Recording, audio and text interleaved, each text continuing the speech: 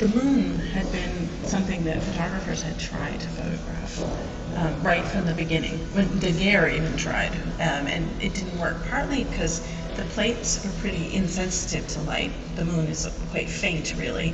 And then, of course, the Earth rotates, which means that if you have a long exposure, you're going to get a blur. And you can actually see that in the daguerreotype in the middle. But in 1851, the guy who was the son of the director of the Harvard College Observatory and a Boston portrait daguerreotypist, because most daguerreotypes were portraits, paired up, and they figured out how to do it. They had to rotate the telescope, ever so slightly. Yeah, so that it would follow the rotation of the Earth. These pictures, they made them just, they were as incredible then as they are today. In the end, photography didn't do more than drawing. A good drawing could, but because they were photographs, they had this. It was real. Yeah, it was real. And this album by Naismith and Carpenter, this was hailed as the triumph of astronomical photography by astronomers. But what's amazing is that the photographs are plaster models. And the astronomers knew that. They're plaster models based on drawings made through the telescope. And astronomers were perfectly aware of what they were looking at. But they felt that because they were photographed, that they added this sort of layer of authenticity to the undertaking that simple drawings didn't have. The second thing is regarding the lunar rover module. And this is a vehicle that was on the lunar surface, and the astronauts used it to travel around the moon. And these were battery-powered vehicles. It was powered by lithium-ion batteries. And as we all know, these batteries are quite temperamental. They have certain operating temperatures. So let's have a look in the Lunar Rover Module Operations Handbook. The Lunar Rover Vehicle Battery. Maximum operating temperature 125 degrees Fahrenheit. Survival upper temperature 140 degrees Fahrenheit. Minimum operating temperature 40 degrees Fahrenheit. Minimum survival temperature minus 15 degrees Fahrenheit. What is the temperature on the moon?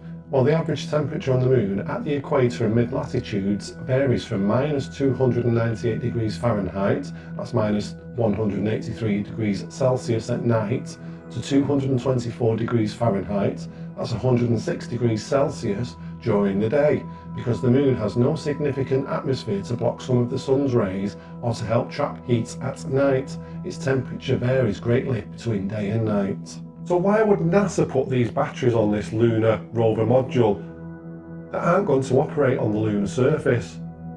They would operate on a Hollywood set, but not on the lunar surface.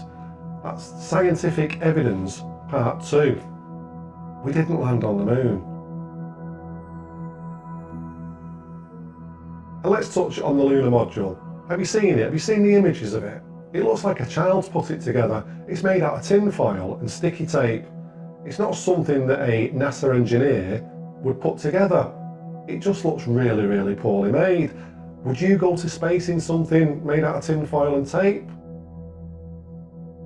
The reason given was the cost. It was too expensive to send people to the moon. Yet today, the US government and NASA are spending $70.7 million per astronaut for a seat on a Russian Soyuz rocket to go to the International Space Station.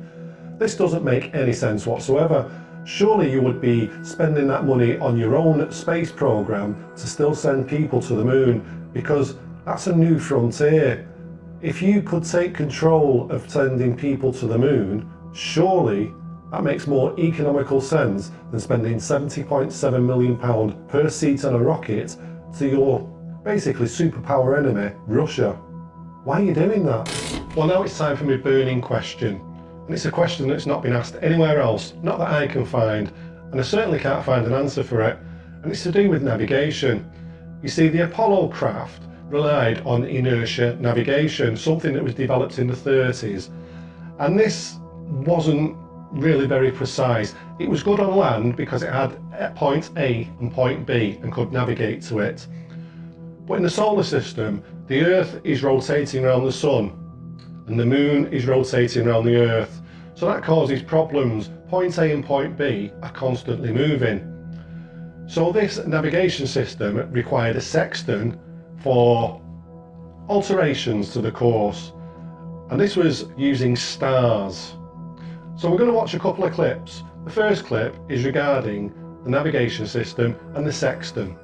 Each day, a little bit of error creeps in. In long missions like Apollo 8, the inertial measurement unit isn't quite constant. It does drift a little bit. So the second part of the system is a check on the inertial unit, a way to correct its daily error, the Apollo space sextant. After about a day, you want to have somebody go to the sextant in the wall of the spacecraft, sight on a couple of stars, and then basically correct the orientation. With the space sextant, the navigator can determine the spacecraft's location by measuring the angle between a reference star and the edge of the Earth. Knowing that angle, he can use trigonometry to calculate his position in space.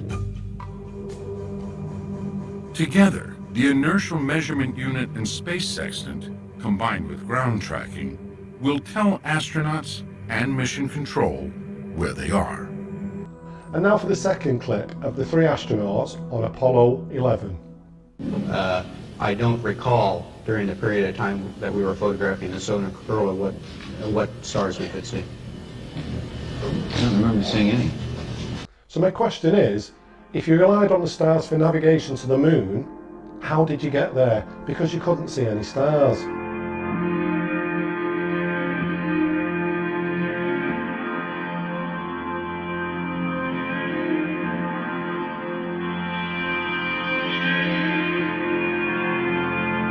We didn't land on the moon in 1969.